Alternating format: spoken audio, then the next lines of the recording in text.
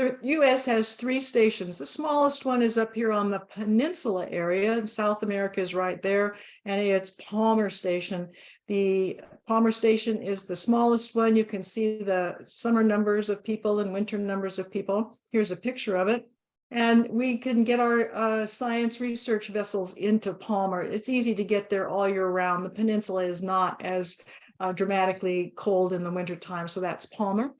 McMurdo is the largest one. You can see the winter and summer numbers there for people. And this is the one where I work. And this is McMurdo down here on the Ross ice shelf. And it's a little island on Ross Island right there. So that's McMurdo. And here's a picture of it. It's like a regular town. We've had as many as 1,000 people there. So it's a big town. Here's a picture of it nestled up against the mountains here with the active volcano in the background. This is Mount Erebus, an active volcano. It erupts like twice a day, throws lava bombs out onto the crater rim. But this island is covered in glaciers, as is most of Antarctica. And then there's the South Pole Station, winter, summer numbers here. South Pole Station is at the actual geographic South Pole right there. And here is a picture of it. There is nothing there. This is over about 2 miles of ice. So the elevation at the South Pole is over 9,000 feet. It's incredible. People go there and get altitude sickness. So you'd look at this and you go, how could that possibly happen? But it actually does. And here's a picture of that station. And here is the actual geographic pole right there. It's relatively modern and a lovely place. We get around and get to Antarctica with the U.S. Air National Guard out of New York. We fly big C-17s here. This is how we get back and forth. No military is allowed in Antarctica, but you can use your military for transportation. When we're on the continent, we use the the 130s, and they're on skiers because, of course, there's no pavement there. There's no runway. Everything is landing on ice. We go out of Christchurch, New Zealand. So I fly commercially to Christchurch, and there's actually the U.S. Air Force Base there. And here we are getting in our middle of summertime in Christchurch. It's beautiful and hot. And we have to wear our full gear to get on this plane to fly to Antarctica. If we get the big plane like this, it's 5 hours. So it's the same as flying across United States. And here we are inside. The tractor was part of the cargo, and we're just cargo too. So it's a long way, and you're just strapped up against the side of the plane. When you fly over Antarctica, this is what it looks like. A lot of glaciers, but it's dynamic. You can see that the glaciers are in streams, and it's very, very beautiful and very dynamic. These are very tall mountains here, and they're completely covered in ice. And these are giant streams, thousands of feet thick of ice. It's incredible to fly over, a very dynamic place. When we land in Antarctica, you can see that there's no runway, there's no station, there's no airport. We're just landing on the ice. And now we're glad we're in our big heavy duty expedition clothing, because when I get there, it's well below freezing, usually around negative 20 degrees Celsius. Very, very cold, and can be quite windy. They pretty much get that plane out of there. They don't want it to get frozen. The town is right here on Ross Island. This is the furthest south of any ocean on this planet. And for that reason, Robert Scott, remember, he was the first guy to try to make it to the South Pole. He never did, or he did make it, but he was unsuccessful in his first attempt. But when he came to Antarctica to try for the first time, he built a hut right here, because this is as far south as you could get a ship. And after that, you have to walk. Well, that's why we're here too. McMurdo is in the background here, large town. And this hut is lovely. It's been restored. Well, here's some pictures of the town. These are dorms where we live. This is where we go for our food. Hospital is right there. Power plant. That's where we get our fresh water. They desalinate the ocean water, and it goes to everywhere in these pipes, and then comes back down here to wastewater treatment and gets put back into the ocean. Helicopter pad over there. Here's our storage tanks for fuel, and a lot of the other buildings that manage our mechanics and things like that. It's relatively modern, lovely. They serve 4 meals a day. This is a science room. This is where I work, in the science lab. And again, you can see around town, it's It's rustic. There's no real roads, everything. They just scrape the snow off, and here we are driving around. Most of the vehicles are track vehicles, although they do have some wheeled vehicles here. Again, our dorms, and this is water here. You see the seals out on the bay. That's where we live when we're there. Locally, we get around in twin otters. You notice no wheels because this thing takes off and lands on the ice. There's nothing else to land on here. Or we get around in helicopters, and most of the time I'm moving around in helicopters. We get supplies to McMurdo once a year. Here's that hut. Here's Discovery Hut right there from Scott. And here is a pier. This is an ice pier that they make, made out of rebar and ice, and they have to make it every year so that the ships can come in. And we have the U.S. Coast Guard icebreaker that comes down in January, breaks a channel in the sea ice so that we can get this guy in and offloaded without any mishaps. The icebreaker has to escort him even after he has broken up the ice here. This guy brings supplies for 1 year and takes away the trash of a whole year. We have no way to deal with trash except put it in bins and put it on this ship and take it away. Every single bit of trash has to be taken off continent. And we get this big guy. This is our tanker that comes in and gives us a year's supply of fuel. And the Coast Guard escorts him in, and then we offload this guy and we get him out of there. So far, we've never had a mishap, but this is a very anxious time getting these two big ships through that ice and offloaded. From there, to get supplies to the South Pole, sometimes they can fly the supplies, but imagine taking those little planes and flying them. It's a lot of work. So we have a traverse. So this is one of the big tractors, and they drag a traverse all the way to the South Pole, 600 miles. They've made an ice road from McMurdo to the South Pole. Here are the drivers and the big machines that they use, and they drag these sleds. These sleds are full of fuel. They're in big rubber bladders on sleds, and they drag these 600 miles to the pole, as well as all sorts of other supplies that the pole requires. Just as again, we're looking at Antarctica here. So that's sort of the logistics and the infrastructure of Antarctica. Let's look at Antarctica one more time. And what you'll see here is the Antarctic Circle. I'm not going to go into it too much. I hope everybody in this room knows about the Antarctic Circle, but it sort of divides the Antarctic region from the subantarctic region. And here's where we start to differentiate what the penguins are doing. So again, Antarctica, it is really, really cold here, lots and lots of ice, and subantarctica, really, really cold, but no ice. This is still the Southern Ocean, so it's very, very cold. In these two regions, we'll see a group of penguins called the brush-tailed penguins, chin straps, gentoos, and of course, my little Adélie right here. They're called brush tails because they've got this long tail, and when they walk, they brush that tail through their legs, and here's their tracks in the snow. So all three of these birds do that. Then the other birds that we can see in the Antarctic total region would be the macaronis and the rockhoppers here. So they're there. And of course, the kings, they're there in the Southern Ocean area. But these are all birds that we will find in this region, the subantarctica. The Adélies are also in the Antarctica. So all of those penguins are found in the subantarctica region, but only these two are the ones that are in the Antarctic region. So you won't see those other ones down here. These are the only two. And that's because these guys know how to deal with ice, and those other penguins do not. So we have the Adélies here, these little guys, and the big emperors here. They don't breed in the same colony. Remembering the emperors just are always on the ice, and the Adélies come to the land to breed.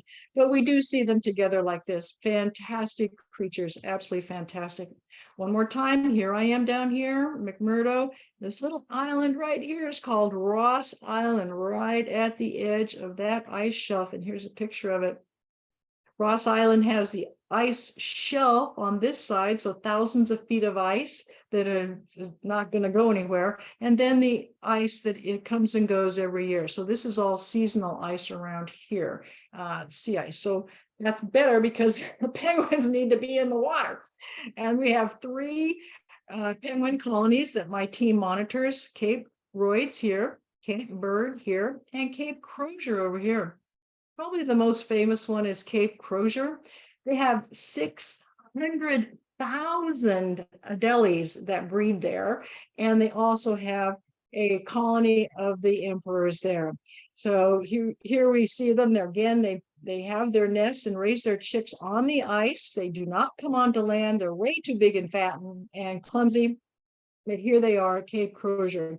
And this is a very famous place because the worst journey in the world, I don't know if you've heard of that story, but it was written by one of Scott's people who made a trip there to find an emperor egg. We'll come back to that story in a second. That's Cape Crozier. I'm over here at Cape Royds. We only have about 5,000 birds at Cape Royds, so it's much, much smaller, but it's much easier to handle. And there's a reason why I'm at Cape Royds, and I'll come to that in a second as well. And here is Cape Royds. This is the Cape where the birds are. And we have a very famous hut too, Shackleton's Nimrod expedition. That was when he went down to Antarctica to try and make it to the South Pole. He did not make it to the South Pole, but his hut has been restored and conserved, and it's a World Heritage Site. If you go inside, everything is as it was when they left. Their food is still there, and believe it or not, their food is still viable. And if you've heard of the Shackleton's whiskey, this was the hut where they found the Shackleton's whiskey. It was under the floorboards in this beautiful hut. It's a fantastic place. Quite cozy in the wintertime. You can imagine 30 men in there for the entire winter.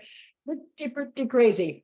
And about a quarter mile from that hut is my hut. And this is where I live. So not as quite as cozy. It's canvas stretched over a wooden frame, has a wooden floor. And this is our bathroom here. And this is where I sleep over here in a Scott tent. So I work in this hut, I sleep here. And this is why I'm at Cape Royds rather than at Cape Crozier, because I can't take a shower. I have to pee in a bucket. I can't wash my clothes, but I have wireless internet. And here is my link to the world. And this is my job, is to maintain the website. So that's why I'm at Cape Royds. Here is where the men that lived in Shackleton's hut went to the bathroom. It was outside. It was a one-hole john and just a drop toilet down here. That was in 1907. This is mine in 2023, not much has changed. So even though people think my job is glamorous, here's the bathroom.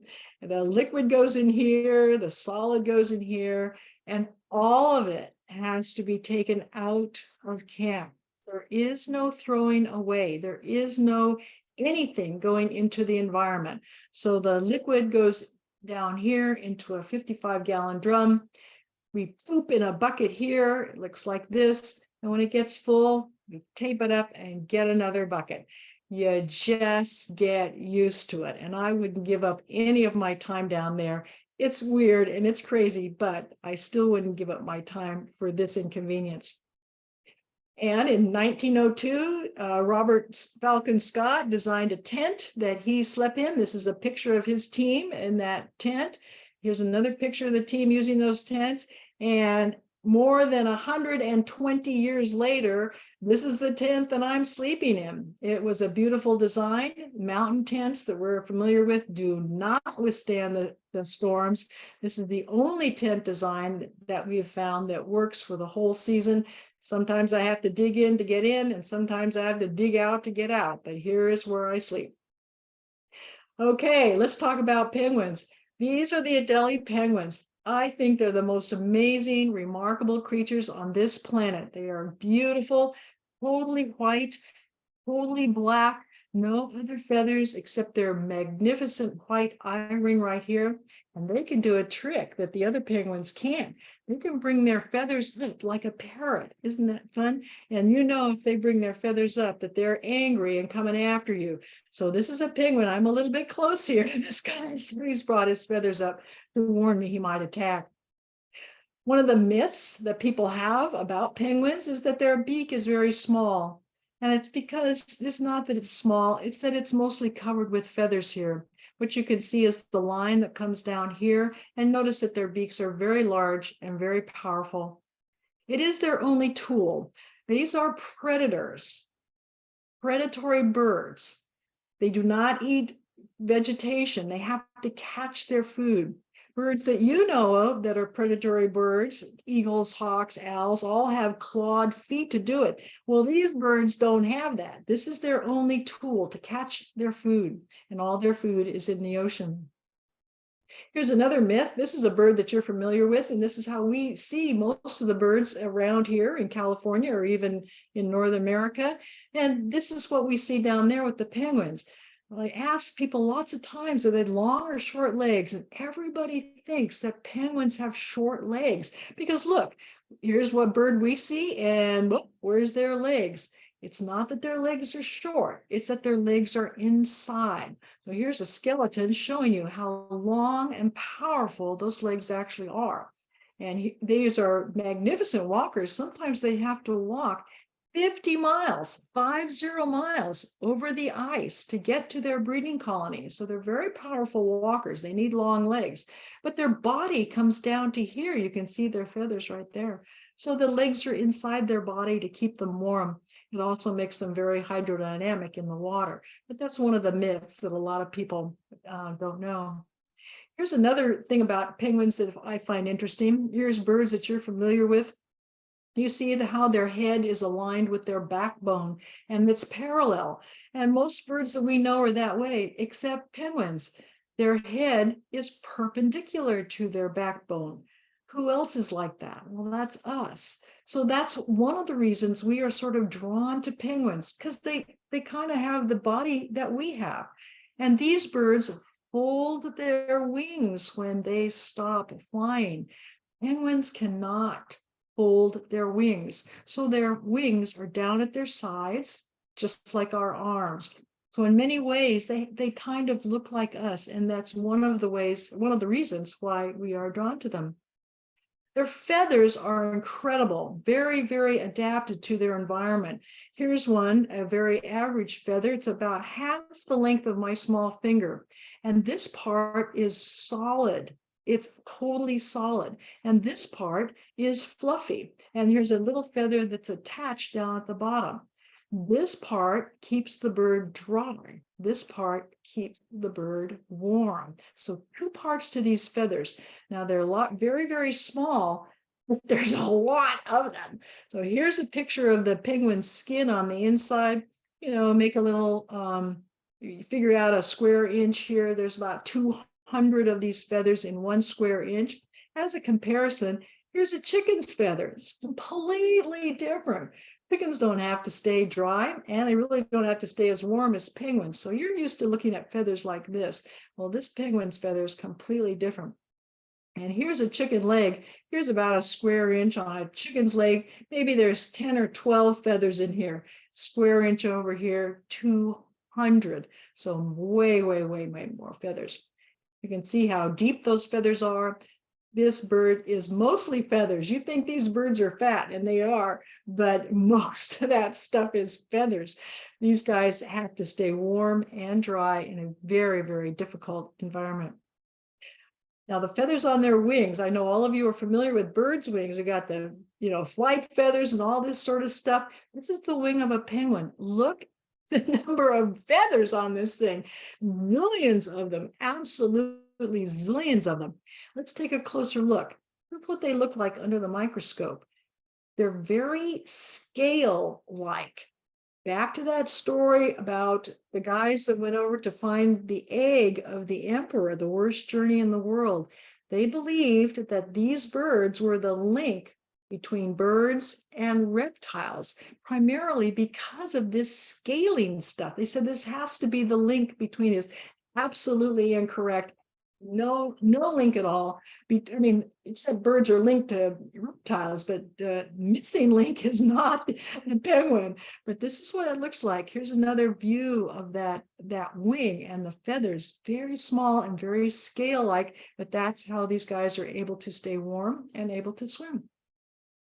There's a place on their body that does not have feathers right here. It's called the brood patch. I know you guys know about brood patches, so I'm not going to belabor it, but nonetheless, the only warm part here is the bird's body. Feathers aren't warm, and there's only room for 2. These guys lay 2 eggs only, and they have no more room for any more than 2 in there. These birds are seabirds. They live in the ocean. They're out there for the first 4, 5, sometimes 6 years of their lives. They don't come ashore at all. But finally, they have to breed. They can't lay their eggs on the ice. They can't lay their eggs in the ocean, so they have to come ashore.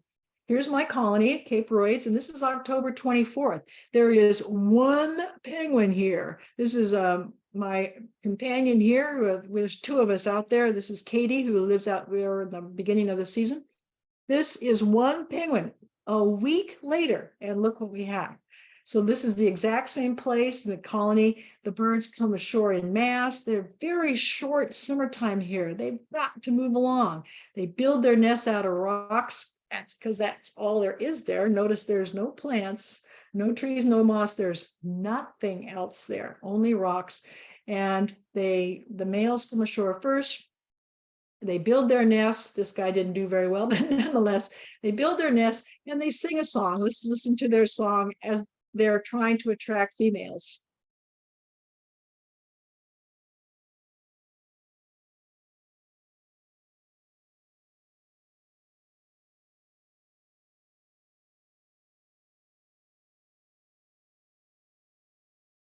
That's his song to say, look at me, please come over and check out my nest. He's trying to attract a female, and eventually a female will come over, inspect the nest, decide to stay, and they bond for the season. No, they do not bond for life. That's another myth that we're debunking right now. But they do have to bond for the season. You cannot raise a penguin alone. Their nests are in groups, sometimes groups of 20, sometimes 1,000, but their nests are about a meter apart. I'm going to let you start thinking about that. Why should they be a meter apart? Why aren't they closer together? Why aren't they further apart? That's a question I ask kids, and I get a lot of very interesting answers. So I'll give you 5 seconds to think about it. Ding, ding, ding, your time's up. The reason that they are about a meter apart is because if they were any closer, they'd be able to peck at each other. The nest is their territory. We know that birds will sometimes defend a territory of a bush or an area because that's where their food is or their nest is. This is the only territory that they will defend, and they will defend it. If you get close so that they can peck you, they will. Both of these birds are on nests, on eggs, but they can reach each other, so they attack. And we do see some attack. Sometimes it's quite brutal. Although I've never seen an attack to death, we do see a lot of damage. So they will defend their nest. They also make a song, an individual song. I know it's individual because I've digitized them. Otherwise, they all sound alike to me. But when I digitize them, each song from the pair is unique. And so we can, that's how they identify each other. As they approach the colony, they sing and locate each other in the colony. Again, here's our nest, 2 eggs. They hold up the egg on their feet to keep it off the rocks, which are, of course, cold and sharp. And in about 35 days, we have the chicks hatching, which is a magical, magical time of the year. They're just as engaging. Look at the little tiny wing. They're just fuzzballs, and they're as beautiful as can be. They know to get cozy on their adult feet because it's much warmer. And they grow very, very fast. Here we have both parents at the nest at one time. They normally are taking turns. One parent stays, the other's going for food, and they go back and forth all season long. The chicks grow very fast. Here's a little one. Is about 2 days old here, 2 or 3 days old, and he's getting a meal. This is how they feed them, regurgitate. In this case, I know that it's fish. And that's part of what I do is sit around and watch this and mark down what they're feeding their chicks, fish or krill. Here's a picture of them feeding krill right here. And that's what we, do they feed the same all season long? Does it change with different seasons? Is it the same or not? And how does this change throughout the season? So that's a large part of our study.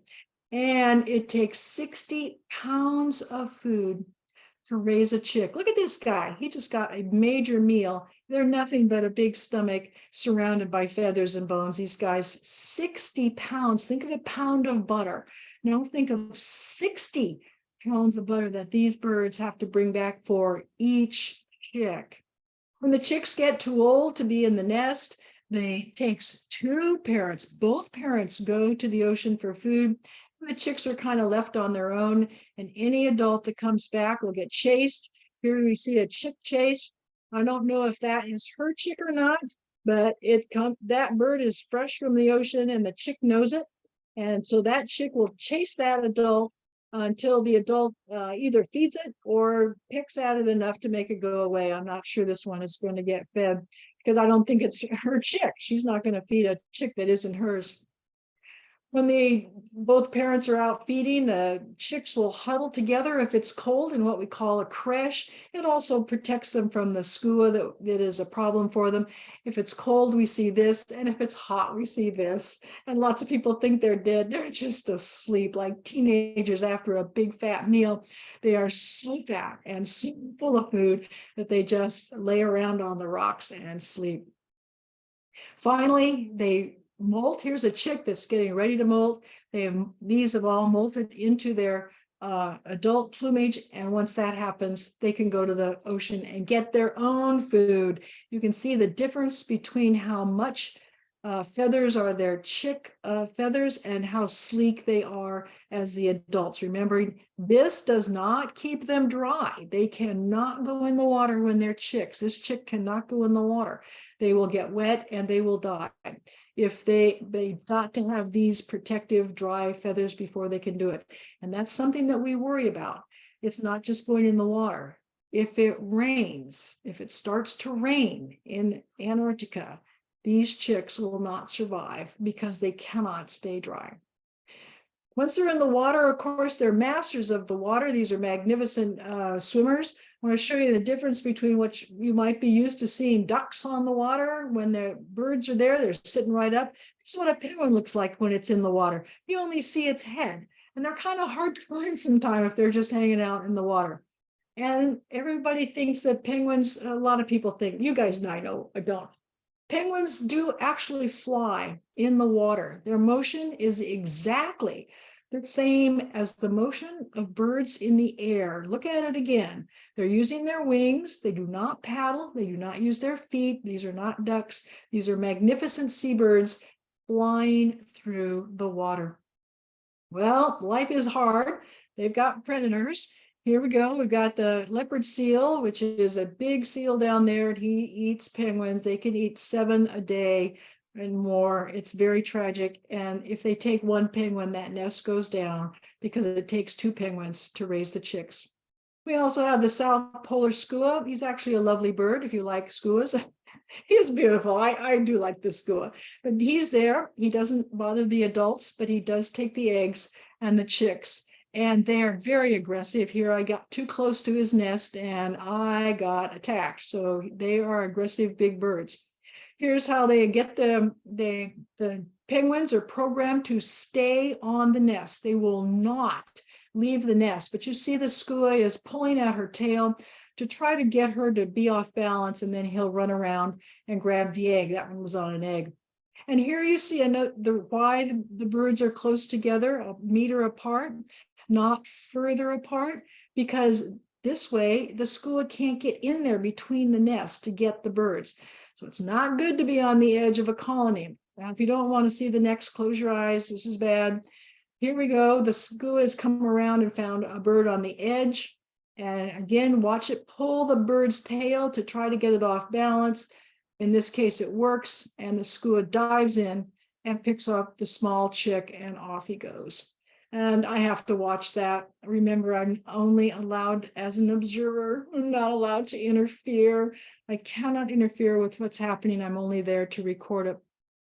And here's a kind of a cute skua chick. They've got their chicks to feed, so it's nature. The other thing the birds have to contend with are storms. This is a summer storm. Luckily, it's snow and not rain. All of these birds are either on eggs or small chicks. They will not get up off the nest. They are protecting their chicks or their eggs. And this is how they do it. They put their back to the storm and they make a little space under here. This is a small chick. Here, this one had 2 chicks. The storm is over, so you can see that they've allowed the storm to build up around them and protect their egg or their chicks. Now, a storm like this doesn't bother them, but unfortunately, with climate change, we're seeing storms that are too much for them. This bird is on a small chick.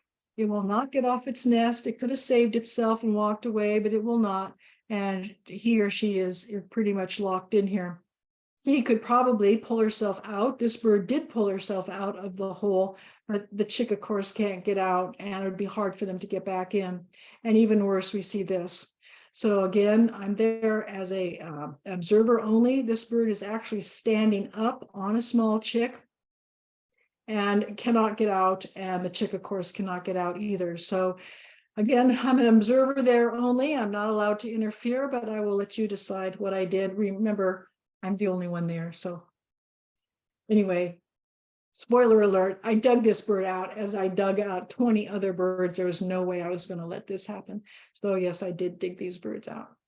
The chicks are pretty able to manage snow. Again, look, this is a snow chick, this is a snow chick, this is a chick, this is a chick, and this is a chick. So they just let the snow gather around them too. The snow collects on their feathers, they shake it off when it's over, and they are good to go. Snow's okay. Rain is not. So they're good in the snow. Okay, so what do I do down there? Well, I've told you a little bit about the penguins. Mostly I sit around and look at penguins. They're just as curious about me as I am about them. One of the best parts of my job is they're not afraid of me. I am able to walk right up to them. When the chicks are big, we weigh and measure them. We want to know if they're bigger than last year, if there's more of them than last year. You can gather up about 3 at a time. They're not afraid of you. They like to be held. They're used to being in a nest. And we stick them in a bag and weigh them with a scale and measure them with a ruler and record it in a notebook. And that's what we do to see if there's any changes over time. And yes, they do bite. Sometimes they just bite. They just run right up to you and bite you. But I've been bitten many, many times. We also put bands on them. This is a flipper band. You're probably used to seeing birds banded on their legs. That's because they have legs that you can see, but these guys don't. So we put it on their wing, and we catch them when they're chicks. These are a bunch of chicks here. We stick them in a corral. We climb in the corral, and we get in there. This is an adult. We throw out the adults. The rest are chicks. We grab them one at a time and put this around their left wing. And they will wear this their entire life. Here's an adult with her band here. And this is how we can follow their lives. Here I am here down in my red coat. And our job is to walk the colony and find the banded birds. So this is a large part of what we do. And we sit, and when we find one, we record what it's doing. Did it come back to the same colony? Did it go someplace else? Does it breed every year? How old is it when it first bred? How old is it when we didn't see it anymore? How long do they live? Do they always have the same mate? Do they come back to the same nest? Lots and lots of things we're able to find out through the banding. When we find one on a nest with an egg, here's one with a band with its partner, we put a tag in the nest, and that way we can find that nest again and know if it came back the next year or the next year or the next year. I spoke of this before. I look and see what they're feeding, krill or fish. We also do this. This is a tray with a very fine mesh here. At the beginning of the season, it looks like this. And then they build their nests in there and of course poop for 3 months, and their chicks poop, and it's quite the mess. And at the end, somebody, oh, that'd be me, scrapes all that penguin poop up and looks at it under a scope and looks for these. These are otolith bones from a fish. And this way we know there are ear bones in the fish. And this way we can tell what species of fish by the shape and how big the fish. So now we didn't know what kind of fish they're eating, but now we do based on the bones. Here's another part of our study. This is a breeding group in here. There's about 35 nests inside this little group here. We build a corral around the group, and the only way in and out is through this gate. And many of the birds have a pit tag in them. This is an internal tag. You're familiar with this. They put them in horses and dogs so you can identify them. And as the birds come through the gate, this hoop reads which bird it is and tells us whether it's coming or going.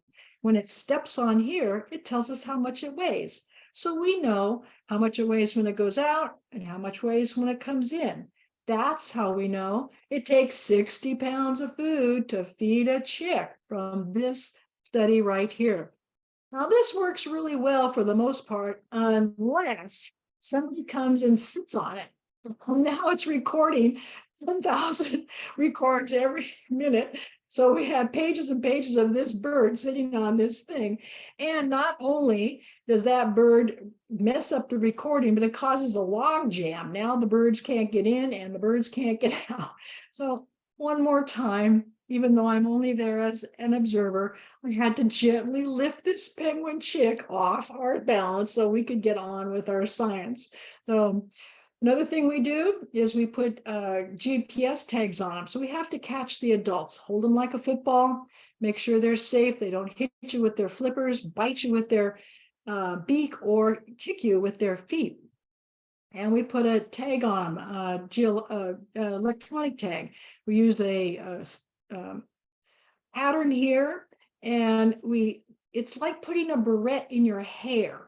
We lift up the feathers and put this tape underneath the feathers. So think about lifting up your hair and laying something underneath there. And this is tape. It's special tape for this.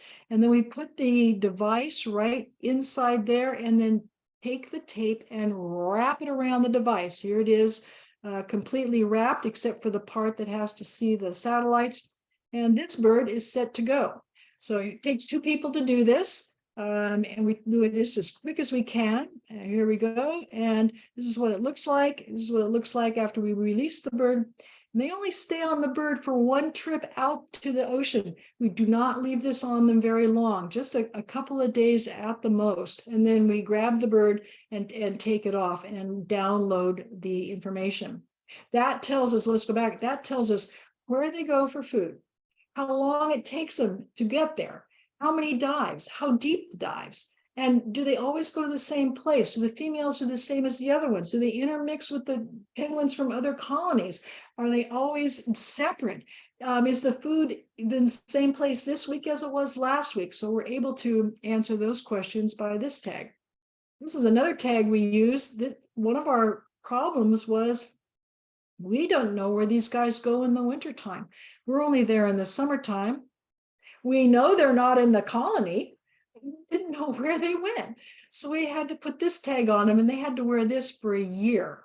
And they had to bring it back to us. And it had to work. And here's the data that we got. Here's my little island way down here. And this is where they go in the wintertime, 1,000 miles out. Remember, they're not flying. They're floating on the ice or they're swimming 1,000 miles and then 1,000 miles back. This was new information for us a few years ago. The other thing we have to do is count them. In the olden days, we'd walk through and do a click, click, click with a hand clicker. It wasn't very accurate. Now we use a computer. Now this is again my job. I take pictures of the whole colony and then I cut it into pieces and then I mark the chicks. And then I count them that way, and that way we know how many chicks we have this year as opposed to last year or the year before. Now, I did that for many years, but guess what? We're using drones now. So much easier. So much easier than Gene taking a bunch of pictures and going ... So now we're using these beautiful drones. We fly over the colony and we're able to count them that way. I'm going to plug Penguin Watch here. If you're interested in helping us count penguins, I want you to write down Penguin Watch. I'm going to go through this quickly. we're counting these 6 species in the Antarctic region. And we want to know what's happening to the population. And we have cameras at all of these penguin colonies, in some in South America, the Falklands, South Georgia, over here. All of these have cameras. We can't be there, but here's a camera taking a picture like 3 or 4 times a day. Penguin Watch then uploads these pictures and asks people like you to help us count. Look at how many we've had, well over 1 million images. We can't do this ourselves. We need volunteers. Look how many volunteers we have doing this. It's very, very important so we can monitor these colonies. It's so easy to do. You get on the website, they send you a picture like this. You click on here, I'm going to count adults. So you just click on adults and then you click on the adults. Boom, boom. You don't have to count them. You just click on the adults. The computer does the counting, turns it into data for the researchers to look at. Then they send you another picture. Then you count chicks. Then you count eggs. There's no chicks or eggs in here. So this was the only one, but if you're willing to help us with this, that would be a giant help. Do as many as you can. Penguin Watch is the name of this, so we get a lot of data that way. And you can watch the movies of the time lapse from those pictures if you want to as well. I do a project with postcards, so kids can make a penguin postcard, then the teacher or whoever sends them down to me. They have to be self-addressed and stamped, US postage, postcard postage, 45 cents or whatever it is these days. And then I send it back through Antarctica with the Antarctic postmark on it. Now the kids have to make the postcard. It's an art project, a science project, a geography project, and it's to learn how to address a postcard. So here's a class that every kid made their own postcard and the teacher sent it down. I've had over 50,000 of these over the years. Kids also make flags and then they send it down. We fly it in front of our station or in front of the penguins. We sign it, take a picture, and send it back to the kids. So I do a lot of this. Here's some of the flags we've had over the years. They're all archived on my website. You can see every flag that's ever flown. I have hundreds of them. It's fantastic. I also take a picture. I take a picture of 12 nests every single day. January 8. Who's there? The banded bird or the not banded bird? Banded bird, then no band. Chicks are hatching, chicks are growing. And the kids keep a journal in their classroom, just like we do. I check on the nest every day and we tell what the bird's doing. 1 egg, 2 eggs, they laid, how long did the eggs take to hatch? Chicks grow, they got predated, they didn't grow, whatever. So the kids are keeping a journal in their classroom exactly like we do, and it is live. I do not know what's going to happen, but I do take 12 nests just in case some of them go down. The kids name the chicks. I don't think that's very wise because sometimes they die, but nonetheless, they do follow these chicks and they do name them. And I do Skype calls. So here I am on my tablet showing I'm sitting with the penguins, and the kids get to see the penguins doing their whatever they're doing during the time of the Skype call. And that's why I am at Cape Royds, so I can have wireless internet and I can do live Skype or Zoom calls from the colony. That's the end of my talk, but I also wanted to just show you some pictures of bizarre penguins that we've come across. This is a leucistic Adélie. Here's a brown one, blonde, speckled. We thought this was a different species. We do get albinos. This is an albino chick, a chick ring, but I've never seen an albino adult, so I don't know if they're able to mature. Sometimes the feathers are in the wrong place. This one is an all black, no white. We had one that had no feathers. That was very, very sad to see that. Obviously, he did not survive. This is again, look at that, red toes, black toes, stuff. You never know what's going on with these birds. So we do see some genetic anomalies occasionally. All right, that is the end of my talk. I hope I didn't talk too fast. I am a little bit over time, and I'm happy to take questions now. Good enough. Can you hear me? I can. Penny, good. Okay, I'm going to read questions off the meeting chat. If anybody else has questions, please type them into the chat because I'm the only one that can see them. So I'll ask what they are. So Rosalie wants to know, who's your employer? Oh, I am a grantee with the National Science Foundation. The name on my check is Point Blue, which is who houses the grant money from the National Science Foundation. So basically, the government is paying my salary. Point Blue houses the grant. Most grants are housed through a university, but Point Blue is a big consortium of birders they work in the Faleron Islands out of Petaluma, and that's where our money is housed. Yeah, I think they used to be the Point Reyes Bird Observatory. Yes, it is. Yes, that's correct. Yeah. Yeah, great. And someone asks that, is this through Point Blue? So that question got answered. Good. Yeah. So Joanne wants to know if there's any insects in Antarctica. She's referring to the fact that birds in North America get flies and mites and things in their feathers. And is that an issue for any of the Antarctic penguins?